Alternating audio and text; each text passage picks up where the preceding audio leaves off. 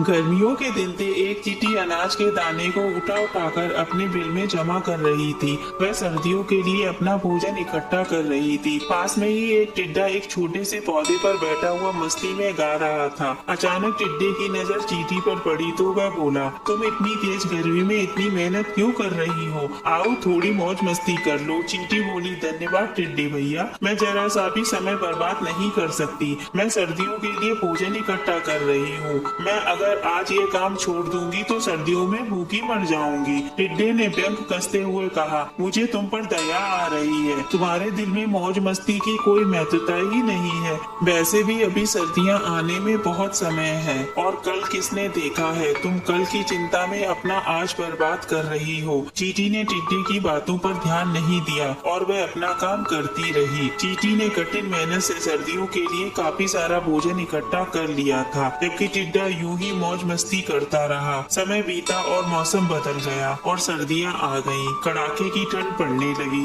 चारों ओर बर्फ पड़ने लगी, पेड़ पौधों से पत्ते झड़ गए, सभी जीव अपने अपने घरों में दुबक कर बैठ गए। इतनी ठंड में भला कौन बाहर निकलता? लेकिन टिड्डे के पास खाने के लिए ज्यादा कुछ नहीं था। कुछ दिन तो कट गए, अब भूखे रहने की नौबत आ गई। 2 दिन तो वह भूखा रहा, पर अब उससे भूख बर्दाश्त नहीं हो रही थी। उसे मेहनती चींटी की याद आई। वह चींटी के घर की ओर चल दिया। चींटी के घर पहुंचकर उसने दरवाजा खटखटाया। चींटी ने दरवाजा खोला और इतनी ठंड में टिड्डे को आया देखकर हैरान रह गई। वह बोली, नमस्कार टिड्डे भाई, कहिए कैसे आना हुआ? टिड्डा बोला, बहन मैं भूख से मर रहा हूँ, मुझे खाने के लिए कुछ तो दे दो। मैंने गर्मियाँ गाते बजाते हुए बिता दी।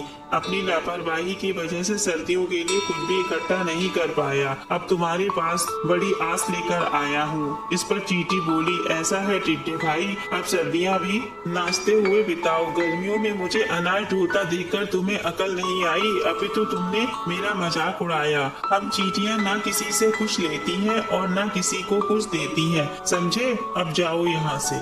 ऐसा कहकर चींटी ने दरवाजा बंद कर लिया। बेचारा टिड्डा रुआसा सा होकर वहाँ से लौट गया। वह अपने कई मित्रों के पास मदद के लिए गया। सबके आगे गिड़गिड़ाया कि कुछ खाने को दे दो, पर किसी ने उसकी विनती नहीं सुनी। वह भूख से बिलखता हुआ एक दिन मर गया। इस कहानी से हमें यह शिक्षा मिलती है, बिना मेहनत के कुछ नहीं मिलता।